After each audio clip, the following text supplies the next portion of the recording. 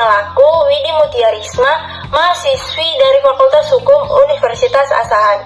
Nah, kali ini aku akan menjelaskan tentang salah satu jasa hukum dan gimana sih cara menciptakan jasa hukum yang berkualitas. Dan pastikan kamu menonton video ini sampai akhir, karena informasi ini sangat berguna bagi kamu yang ingin berkarir di dunia hukum.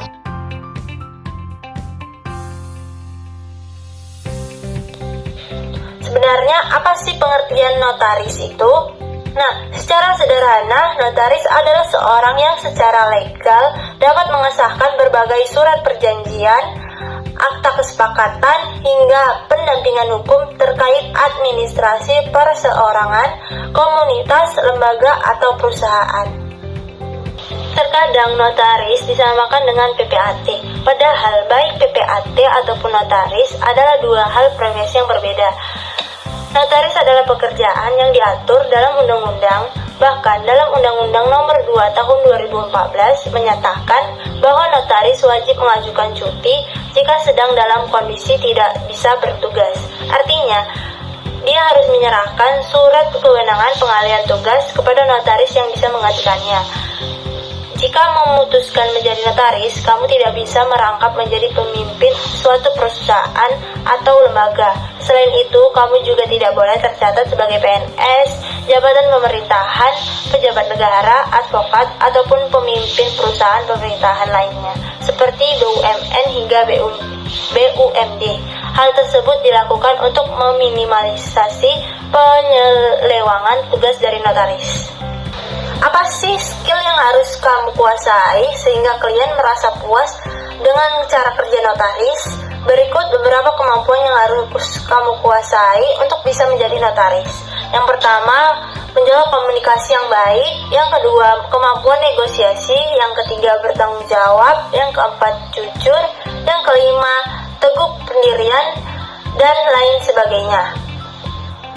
Nah, kode etik notaris diatur langsung oleh Ikatan Notaris Indonesia atau INI. Dalam kode etik ini tidak hanya berisi tentang kewajiban dan larangan, tetapi juga apa yang harus dilakukan ketika mendirikan kantor notaris secara pribadi. Nah, seperti menaruh nama dengan alamat dan kontak yang aktif yang bisa memudahkan klien menghubunginya. Apa yang akan didapat oleh notaris ketika tidak melaksanakan kode etik dengan baik? Tentu saja sanksi akan diberikan. Sanksi ini akan berupa teguran, peringatan, pemberhentian sementara dari tugas notaris, pemberhentian dengan hormat, dan pemberhentian dengan tidak hormat.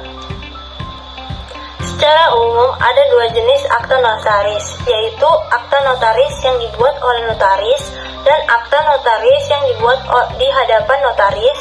Berikut beberapa akta yang bisa dibuat oleh notaris. Yang pertama, akta pendirian perusahaan, usaha dagang, CV hingga PT. Yang kedua, perjanjian sewa hingga jual beli. Yang ketiga, wasiat. Yang keempat, warisan. Yang kelima, utang, kredit hingga hak tanggungan. Yang terakhir adalah kontrak kerja. Untuk menjadi notaris, paling tidak kamu harus memiliki ijazah menerangkan bahwa kamu lulusan dari jurusan hukum. Selain itu, kamu juga harus mendapatkan dan melewati proses berikut. Kuliah jurusan hukum atau magister kenotariatan. Yang kedua, magang selama 2 tahun penuh di kantor notaris yang ditujukan oleh organisasi notaris resmi. Yang ketiga, mendapatkan sertifikat profesi notaris resmi dari Kementerian Hukum dan HAM. Yang keempat, mendapatkan informasi penetapan wilayah kerja. Yang kelima, menjadi kandidat notaris dengan bekerja secara gabungan dengan notaris yang sudah berpraktik sebelum bisa membuka praktik sendiri. Seperti apa yang sudah dijelaskan di atas, untuk dapat menjadi notaris, kamu harus melakukan magang selama 2 tahun. Jadi secara umum proses untuk menjadi karir adalah yang pertama internship, yang kedua kandidat notaris, yang ketiga notaris. Untuk gaji, selama kamu masih belum bisa membuka praktik sendiri, kisaran gaji yang bisa kamu terima adalah 4-7 juta. Dan ketika kamu sudah membuka praktik, kamu berpotensi mendapatkan proyek dengan nominal hingga 10 kali lipatnya.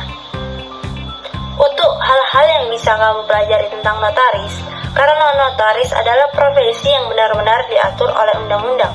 Pastikan kamu menguasai seluruh kemampuan dan syarat yang ditentukan sehingga bisa melaksanakan tugas dan tanggung jawab dengan baik. Sekian penjelasan tentang jasa hukum berkualitas dari saya. Lebih dan kurangnya saya mohon maaf. Wassalamualaikum warahmatullahi wabarakatuh.